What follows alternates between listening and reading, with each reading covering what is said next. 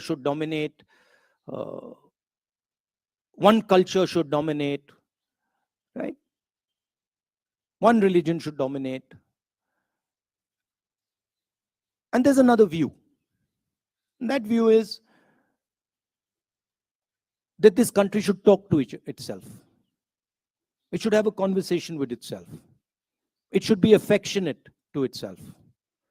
It should understand the pain that this country is going through. It should not be arrogant. It should be humble. It should reach out to other people. It should embrace other people. This is another vision. This is what the Bharat Jodo Yatra has been very successful at showing, that there is another alternative.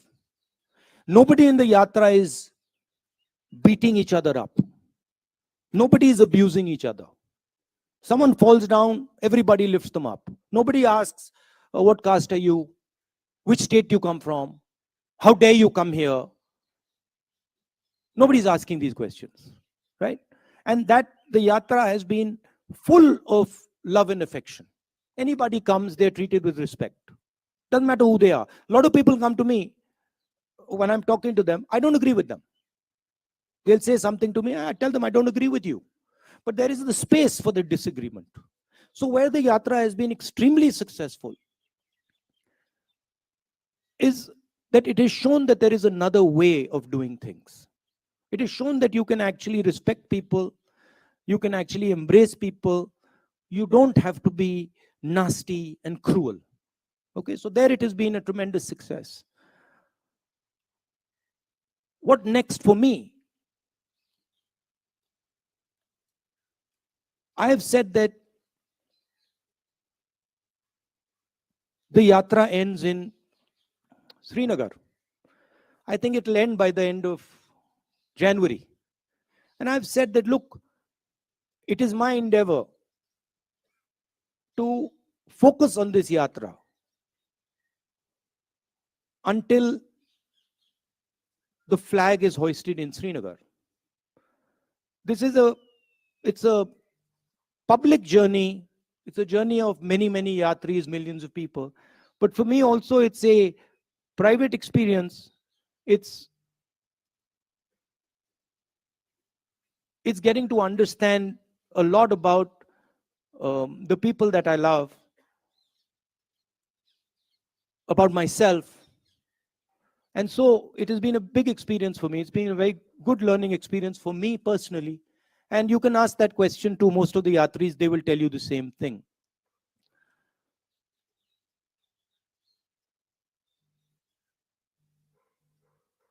One of the reasons the BJP wins elections, I mean, there are multiple reasons, right? There is that they have huge amounts of money. They use the institutions of the country. They pressurize and threaten people. Those things, those tools are not available to us. We don't want to use them. We will never take over the institutions of this country because we're the ones who built them. And we know that they belong to the people of this country. We'll never touch them. So we can't do that. We don't have access to that money. We never will. Right? Because we don't offer the conveniences that the BJP offers. We say inconvenient things about farmers and laborers and small businesses and youngsters, and we do all that. So we'll never get that money. But one of the other reasons that BJP wins elections is because they're very clear on who they are. They're hateful, I don't agree with them. They divide India, I don't agree with them. But they have complete clarity on who they are. It's easy to have clarity on who they are, because for them it's just,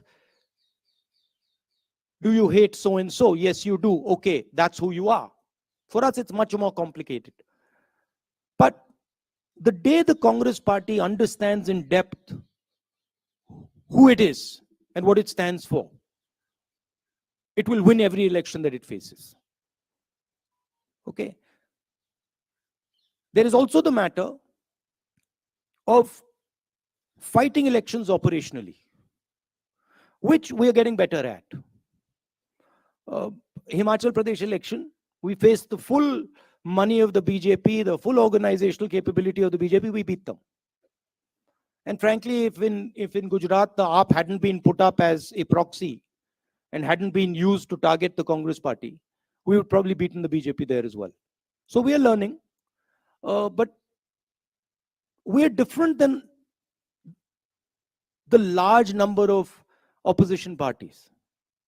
We work with them, we appreciate them, we believe they're important, but we're different. And the way we're different is we represent a national ideology. We represent a vision for the country. None of the regional parties can represent a vision for the country. They can represent a vision for a community or a vision for a state, but they cannot represent a vision for the country, right?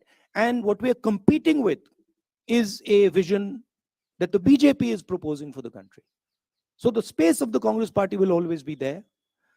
The people who believe in the Congress party will always be there. Let me finish. The people who believe in the Congress party will always be there. It's a question of getting them excited, getting them motivated, and getting them to believe in what they stand for, which the Yatra has been very, very good at doing. No, Rajdeep, no supplementary, please. So No supplementary. Rajdeep, no supplementary, please. Okay, you're not thinking of 2024. Shukriya, Rahul ji. Shukriya, Rahul ji. Rahul ji, shukriya. Okay. आपके आने So के you're पहले- not thinking of 2024 or No an election. supplementary, please. Okay. Please respect the rules that have been set. No, let me. I have Jairam, informed you the rules. Jairam, one sec. See, the point is, see, I understand. Look, No supplementary. आप बार-बार पूछते हैं. I'll just answer आप that. बार-बार पूछते हैं. आप चुप रहिए. I'll answer the. चुप रहिए आप. Brother- आपको पहले मिला था तेलंगाना में, आप हरियाणा में आइए. brother, आप हरियाणा में ब्रदर, आइए. अगले प्रेस कॉन्फ्रेंस में आप आपको हरियाणा दिलवा में दूंगा. आइए. नहीं, मैं आपको करवा दूंगा. पहला आपको देंगे. अरे आप बार-बार पूछते हैं राहुल जी. या धमकी अरे देते भाई. रहते हैं आप. Okay. Friends, everybody, friends. Okay, Rahul one ji, second. Now I just want Rahul ji, to. समय हो चुका I है. just want to say one thing to Okay, Rajdeep. okay. See, the point is that these questions are meant to distract, right? They're meant to take the press conference to a different place. I've got enough experience now. I'm not going to fall for it, right? And I'm not going to actually indulge in helping you take the press conference to a place where I don't want it to go. Thank you. Thank you Rahul ji. आप यहाँ photo लीजिएगा इनके साथ.